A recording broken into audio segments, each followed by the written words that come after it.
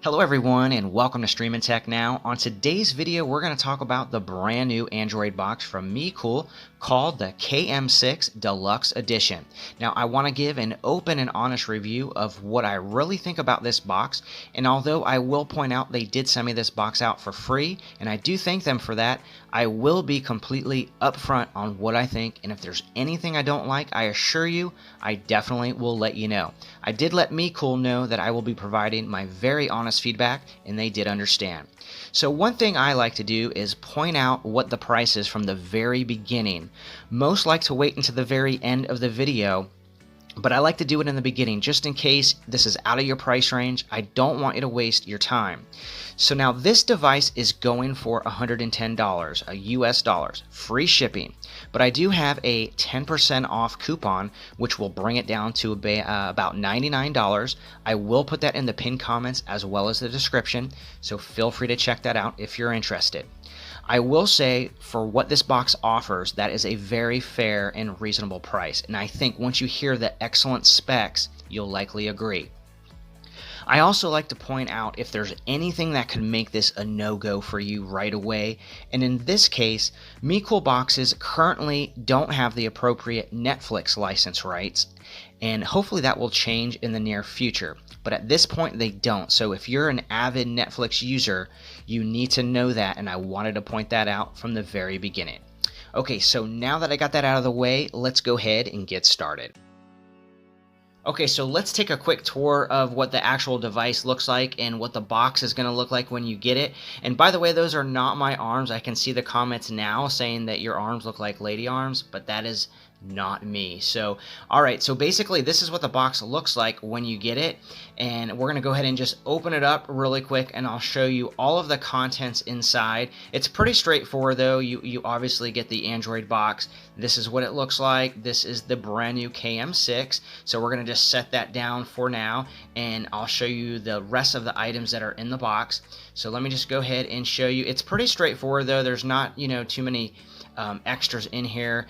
You're going to get the remote. Now the remote takes two AAA batteries, and so I suggest you go ahead and get like Duracell or Energizer. Don't cheap up on them. There is the HDMI cable extender cord, and then you have the actual power brick adapter. Of course that is going to vary depending on what country you are in, and it will ship the appropriate country.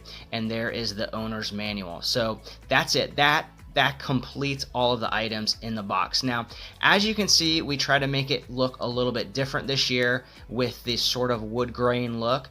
Let me know in the comments what you guys think of that. I think it's kind of nice. I think it's a little bit more unique. It has the blinking light on the front, which really has no function. So let me show you the different ports and everything around the actual device. You've got your AV output, you've got your Ethernet, you've got your HDMI 2.1 output, and then you have your power DC in. And let me turn it around, and you've got your different USB. You've got 2.0, 3.0, and then of course you have your micro SD slot as well, and you've got all of those ventilation holes on the bottom. So I think you guys are going to really like the look of this particular box. Now let me go ahead and show you the different specs. These are the main specs. Now the best thing is here, it's fully Google certified box.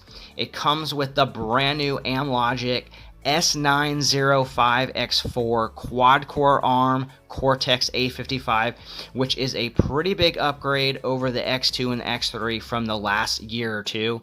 It has the Mali G31 MP2.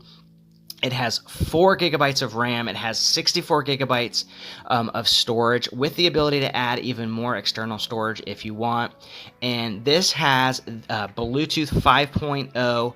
And the other thing about this is it has Wi-Fi 6 connectivity, which is a significant speed increase boost over Wi-Fi 5. That alone is a very nice addition. And of course, this has Google Chromecast. It has the Chromecast built in, which is one of my favorite features. I love that. And it does come with a year warranty, and I questioned them about the firmware updates, and they promised that they would be keeping up with that consistently. Now, I just showed you everything that's on the actual device in the box. I went over all of the specs. Now let's jump over to the device, let's turn it on, and let me show you the layout and the interface. All right, so before I show you the interface, let me show you the remote real quick. Now, I'm comparing it to the Fire Stick remote in this video so you can get a sense of the size, etc. And you can see it's very similar. It's just a little bit bigger. There's no pause or play, fast forward, or rewind button, which I do wish it had. I kind of like that on the Fire Stick remote. Also, one thing that does bother me just a little bit, and maybe it's not a big deal to you, but you can notice compared to the Fire Stick that it has a dark gray color versus that bright white coloring on the keys, and it does make it a little bit difficult to see at night with that dark gray color, so I would like to see them change that to a bright white in a future remote. Also, it would be nice to add the mouse toggle key on the remote, and by the way, they do sell a remote that has that, and if you look at the screen right now, this is a remote that they actually sell, but it would be a great addition if they could just add this remote and make it standard. Let me know in the comments if you would prefer to have that remote as the standard remote. But other than that, it's a solid remote. It's Bluetooth, it works quite well, the keys feel good to the press, it has the 3 shortcut buttons, which is very nice, YouTube, Amazon Prime, and that goes straight to the Google Play Store.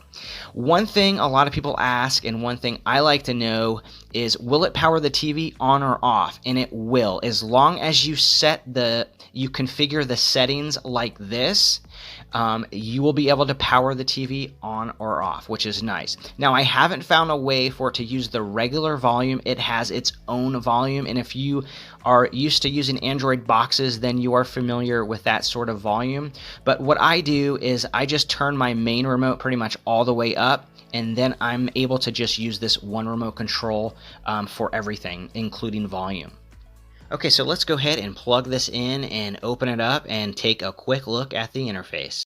Okay, so just to let you know, honestly, the setup on this device was one of the fastest I've come across. Extremely intuitive and user-friendly, very straightforward, and then boom, you're at the home screen. Now let's take a quick look at the interface. Okay, I'm not going to spend a lot of time here, but the nice thing is when you get this device, you're going to have the brand new Android TV interface. In fact, mine just updated about 30 minutes to an hour ago, so kind of bear with me. This is my first time seeing it. Now, although I will say it's sort of like a mess between the old Android TV and the new Google TV.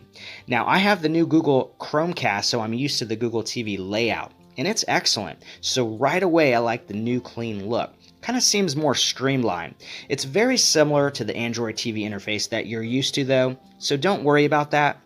It really hasn't changed too much, just a little bit. Now, they have it set up in 3 main sections. So your first section is going to be your home screen, and on your home screen is just going to be where you have your favorite apps and channels. And just like the old Android TV interface, you can scroll down and you can move them, you can delete the different rows. So now I'm down here on my Syncler row, and you can delete it or you can move it. So if I click this button, I can move it up, I can move it down. Very simple, and that's how that works. So let's go to the Discover section. Now, Discover section is going to be similar to the For You section on the Google Chromecast. This is a personalized recommendations for TV shows and movies, along with some trending content from Google. The third section is apps, and really this is just a dedicated place for all of your applications. So all of your applications are going to be stored in this section, and so that's the 3 main sections. The only other thing that I wanted to tell you is on the settings. Now, if you look at the settings, when we click in on settings, you're going to notice that they really haven't changed the settings on this new Android TV interface. So let me just go ahead and click in on the settings, and you'll see what I mean. As you can see, it's the same settings as the Android TV interface that you're already used to. So the new chip that they have in here is extremely zippy, and I think you guys are going to find that as well. In fact, it's one of the most smooth devices I have used in a while. You definitely could notice the difference. I have the KM3, which has the X2 chip, the S905X2. Still a very good device, but you'll notice an uptick in speed for sure with this KM6. Now, Chig's Tech Reviews does a list, and on his list he rates the top Android boxes, and he put the Nvidia Shield, as you can see, as number 1, which there's really no surprise there. And then the second one was the Fire TV Cube, but look at number 3, it's the Mecool Km6. And actually, the Mecool Km6 really probably is number 2. The only reason why he put it in the number 3 spot is because of the lack of Netflix. Now, I'm not a huge gamer, but I did test out a few games, and they worked quite well. I didn't come across any lagging or stuttering. Gameplay was very fluid. You guys will be happy with that. Now, as far as 4K video, all I'm going to say is wow. Very impressive, extremely sharp and clear. You are going to be extremely pleased with the 4K video play on the KM6.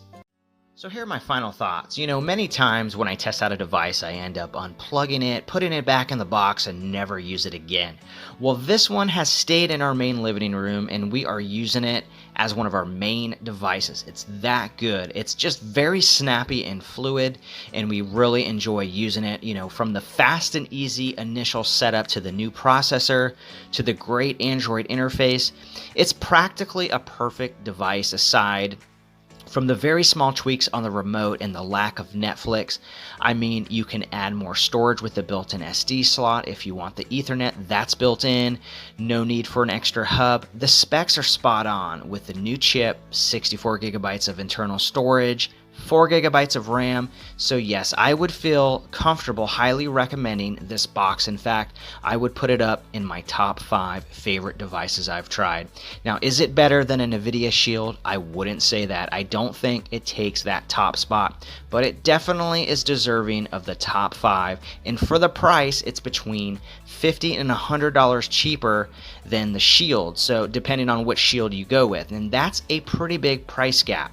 So that's it, everyone. Thanks so much for visiting. Don't forget to hit that thumbs up. Let me know what you think in the comments and subscribe to our channel. We'll see you next time on Streamin' Tech Now.